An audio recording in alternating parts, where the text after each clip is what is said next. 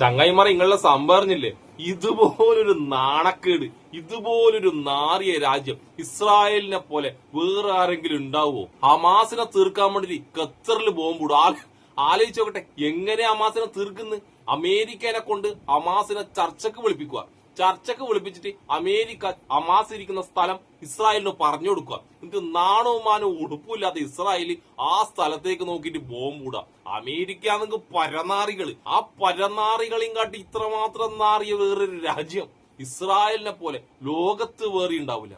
Hamas എന്ത് തെറ്റ് ചെയ്തിട്ടുണ്ടെങ്കിലും അവരെ നേരിട്ട് ആക്രമിക്കണോ, അല്ലാണ്ട് ഇതുപോലെ നാണം കെട്ട നാറിയ പരിപാടി എടുക്കാൻ വേണ്ടി നാണവും മാനവും ഉളുപ്പും ഉണ്ടോ ഇസ്രായേലെ? ഹമാസ് ഇതുവരെ നിങ്ങളെ ചർച്ചയ്ക്ക് വിളിച്ചിട്ട് നിങ്ങളെ പിന്നിന്ന് കുത്തിയില്ലല്ലോ. അവര് യുദ്ധം ചെയ്തിട്ടല്ലേ ആക്രമിക്കും നിങ്ങളെ, അല്ലാണ്ട് നിങ്ങൾ ഇമാതിരി പണി തോപ്പിക്കാൻ കയ്യിലുണ്ടല്ലോ. തൂങ്ങിച്ചാവടോ പോയിട്ട് നെതന്യാഹു പോയി തൂങ്ങിച്ചാകും. എന്തായാലും നെതന്യാഹു നിങ്ങളെയും കാട്ടി അന്തസ് ഹമാസിന് ഉണ്ടടാ. ഇപ്പൊ ഈ ഒരു നിലവിലുണ്ടല്ലോ ഹമാസിന് നിങ്ങളെയും കാട്ടി നല്ല അന്തസ്സുണ്ട്. അവര് നിങ്ങളെപ്പോലെ ഇമാതിരി തന്തയില്ലാത്ത പരിപാടി എന്തായാലും കാണിച്ചിട്ടില്ല. നമുക്ക് എന്തായാലും എന്താണ് നടന്നതെന്നും അതിന്റെ വാർത്തയിലേക്ക് ഒന്ന് പോയാലോപ്പാ. സുഹൈൽ, ഞാൻ മനസ്സിലാക്കുന്നത് 2023 ഒക്ടോബർ 7 മുതൽ നടന്നു വരുന്ന സംഭവ വികാസങ്ങളുടെ തുടർച്ചയിൽ ഏറ്റവും നിർണായകമായ രാത്രിയാണ് ഈ രാത്രി എന്നാണ് ഞാൻ മനസ്സിലാക്കുന്നത്. കാരണം ഒരു ഇസ്രായേൽ എന്ന് പറയുന്ന രാജ്യം അതൊരു സിവിലൈസ്ഡ് രാജ്യം എന്ന നില വിട്ട് അതൊരു ഗാങ്സ്റ്റർ എന്റിറ്റിയാണ്. ഒരു ശരിയാം വിധത്തിലൊരു ഗുണ്ടാ സംഘമാണ് എന്ന് അവർ തന്നെ തെളിയിച്ചൊരു ദിവസമാണിത്.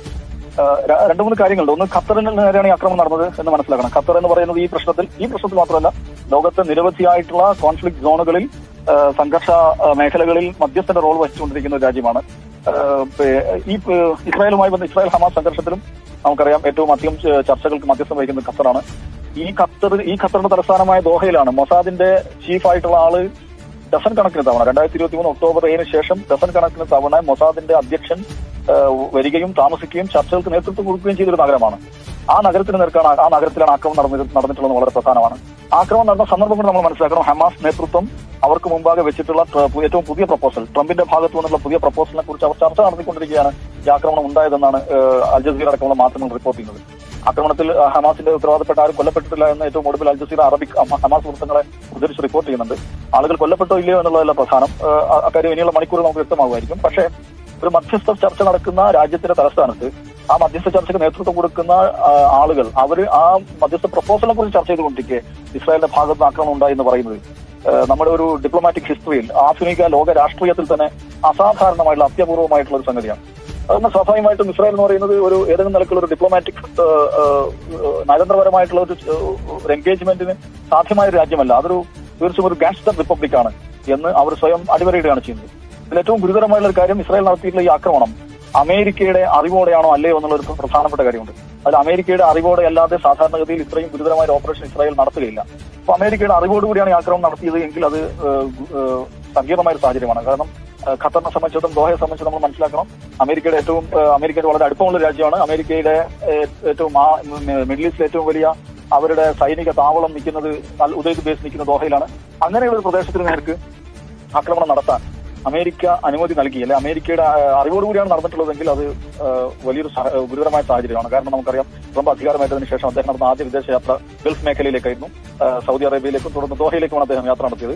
അപ്പോൾ എല്ലാ നിലക്കും അമേരിക്കയുടെ സഖ്യരാജ്യമായിട്ടുള്ള അമേരിക്കയുമായിട്ട് വളരെ അടുപ്പമുള്ള ഖത്തറിന് നേരെ ആക്രമണം നടത്താൻ അമേരിക്ക അതിന് അനുമതി നൽകി, ഗ്രീൻ ലൈറ്റ് നൽകിയിട്ടുണ്ടെങ്കിൽ അത് അമേരിക്കയ്ക്ക് മിഡിൽ ഈസ്റ്റിലുള്ള വിശ്വാസ്യതയെ, നമ്മൾ ചുരുങ്ങിയത് ഖത്തറിലുള്ള വിശ്വാസ്യതയെ വലിയ തോതിൽ ബാധിക്കും. അമേരിക്ക അറിയാണ്ട് ഈ സംഭവം നടക്കൂല. അമേരിക്ക ഒറ്റാണ്ട് ഇതുപോലൊരു ബോംബ് അവിടെ ഇടൂലെന്ന്. ഖത്തർ എന്നാലും നിങ്ങളല്ലാണ്ട് ഈ അമേരിക്കനെല്ലാം നമ്പുന്നുണ്ടല്ല, ഇപ്പോഴും നമ്പുന്നുണ്ടല്ല. ഹമാസുകാരാണെങ്കിൽ അമേരിക്ക പറഞ്ഞതും കേട്ടിട്ട് ചർച്ചക്കങ്ങ് പോയിന്. അതിലും വലിയ ടീമായപ്പല്ലേ നിങ്ങൾ ഇതുപോലെ തന്തയില്ലായ്മ കാണിക്കുന്ന ട്രംപിനെ പോലെ, ട്രംപിനെയും കാട്ടി വലിയ തന്തയില്ലായ്മ കാണിക്കുന്ന ടീമാണ് ഇസ്രായേൽ. ഇവരെ രണ്ടാളും നിങ്ങൾ നമ്പിയല്ല. ലോകത്തിലെ ഏറ്റവും വലിയ പൊട്ടന്മാർ എന്ന് പറഞ്ഞാൽ നമ്മൾ ഇന്ത്യയിലെ സംഖ്യകളുണ്ടല്ലോ, ചാണക സംഖ്യക്ക് വരെ ഇപ്പൊ ലേശം ബുദ്ധി വന്നിട്ട് ട്രംപിനെ ഇപ്പൊ നമ്പലില്ല. എന്നിട്ട് നിങ്ങൾ ഖത്തർ നമ്പുക. ഞാൻ പണ്ടേ പറയുന്ന കാര്യമാണ്, ഇസ്രായേലിനെയും ട്രംപിനെയും നമ്പിയവൻ ഓമ്പിനാൽ അത് അവസ്ഥ സത്യമാണ്. അത് ഓരോ ദിവസവും അവർ രണ്ടാളും തെളിയിച്ചുകൊണ്ടേയിരിക്കുന്നു. ഇനിയിപ്പോ നിങ്ങളൊരു കാര്യം വെച്ചിട്ട് ഈ ബോംബ് തന്നെ ഇപ്പൊ കിട്ടിയെന്നറിയാം, വെറുതെ ഒന്നല്ല. ഹമാസിനെ ഒന്നും തീർക്കാൻ പറ്റില്ല എന്ന് കൃത്യമായിട്ട് നെതന്യാഹുവിന് അറിയാം. പക്ഷെ എന്തിനാ പിന്നെ ഈ ബോംബിട്ടെ? നെതന്യാഹുവിന് ഒരു അഴിമതി കേസിന്റെ വിചാരണ തുടങ്ങാൻ പോയെന്ന് അതറിയങ്ങള്. ആ വിചാരണ കേസ് ആരും അറിയാണ്ടിരിക്കണം, അതിങ്ങ് മൂടിപ്പോണം. അതിനു വേണ്ടിയുള്ള ഒരു ട്രിക്ക് മാത്രമാണ് നെതന്യാഹു ഈ നടത്തിയത്.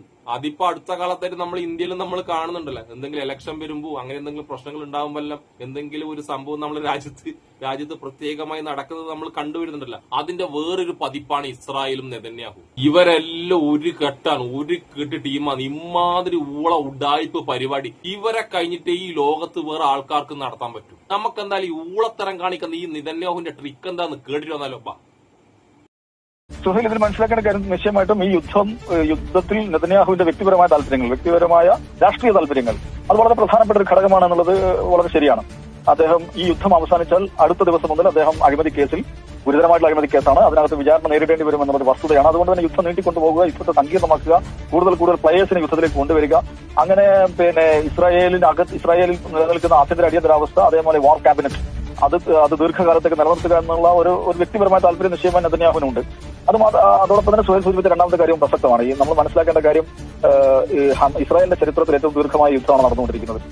ലോകത്തെ അറബ് മേഖലയിലെ വ്യവസ്ഥാപിത രാഷ്ട്രങ്ങളോടാണ് മുമ്പ് ഇസ്രായേൽ യുദ്ധം ചെയ്തത്.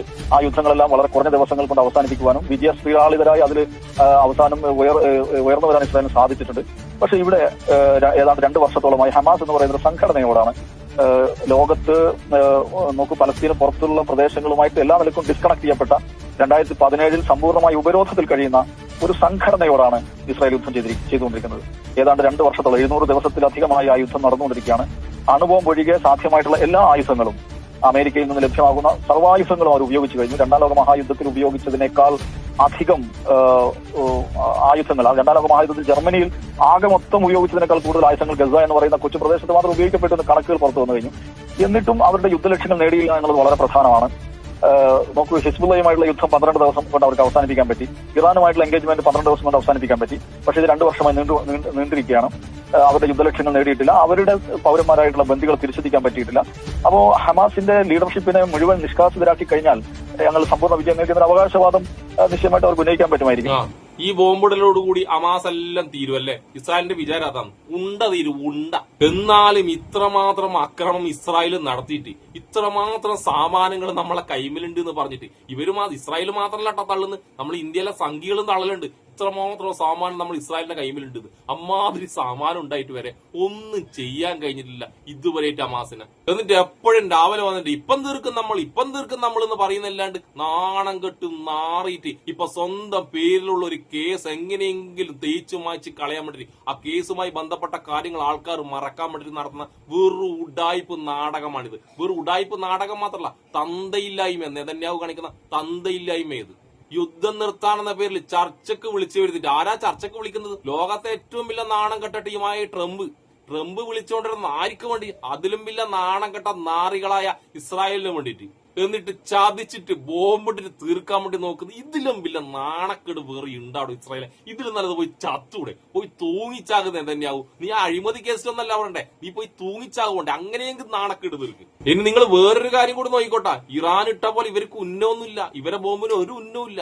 ഇവരിടുന്ന ബോംബ് അങ്ങാ ഇടുന്നെങ്കിൽ ഇങ്ങാ പോവുക. അതുകൊണ്ട് ഈ അക്രമത്തിൽ ഏറ്റവും കൂടുതൽ ബാധിക്കുന്നത് സാധാരണപ്പെട്ട ജനങ്ങളായിരിക്കും. അവിടെയുള്ള ഇന്ത്യക്കാരടക്കമുള്ള സാധാരണപ്പെട്ട ജനങ്ങൾക്കായിരിക്കും ഈ ബോംബിടൽ കൊണ്ട് എന്തെങ്കിലും സംഭവിക്കുന്നുണ്ടെങ്കിൽ സംഭവിക്കാൻ പോകുന്നത്. എന്നാലും നെതന്യാഹു ഒന്നും കൂടി പറഞ്ഞു, ഇതുപോലൊരു നാറിത്തരവും ചെറ്റത്തരവും തന്തക്ക് വിറക്കായി ലോകത്ത് വേറെ ഒരു രാജ്യം കാണിക്കൂല കേട്ടാ. ഇസ്രായേൽ ഇതുവരെ ഭരിച്ചവരാരും കാണിക്കാത്തത്ര അവരൊക്കെ നാറികളാണെങ്കിൽ ഇനി അതിലും വലിയ നാറിയാണ്, ലോക നാറി. അതിന് കൊട പിടിക്കാൻ വേണ്ടി ട്രംപ് എന്ന് പറഞ്ഞ ഒരു പരനാറി വേറി. നിങ്ങൾ നോയിക്കോ ഇസ്രായേലിനെ, നിങ്ങൾ കാണിക്കുന്ന ഈ ചെറ്റത്തരത്തിനും ഈ തന്തയില്ലായ്മയ്ക്കും ഈ കണ്ണില്ലാത്ത ക്രൂരതക്കെല്ലാം അനുഭവിക്കാണ്ട്, നെതന്യാഹു എന്ന് പറയുന്ന ക്രൂര നീ അനുഭവിക്കാണ്ട് ഈ ഭൂമിയിൽ നിന്ന് പോകില്ല. ഞാൻ ഒന്നുകൂടി ആവർത്തിക്കുന്നു, നെതന്യാഹു ഇതിലും നല്ലത് എനിക്ക് വേറെ എന്തെങ്കിലും പണിയാണ്. നമ്മളെ നാട്ടിൽ പറയുന്ന വേറെ പണിയുണ്ട്, ആ പണി എടുക്കുന്നതാണ്. അപ്പൊ എന്നെ ഇഷ്ടപ്പെടുന്ന എല്ലാവർക്കും എന്റെ ഒരു നല്ല സുലാൻ.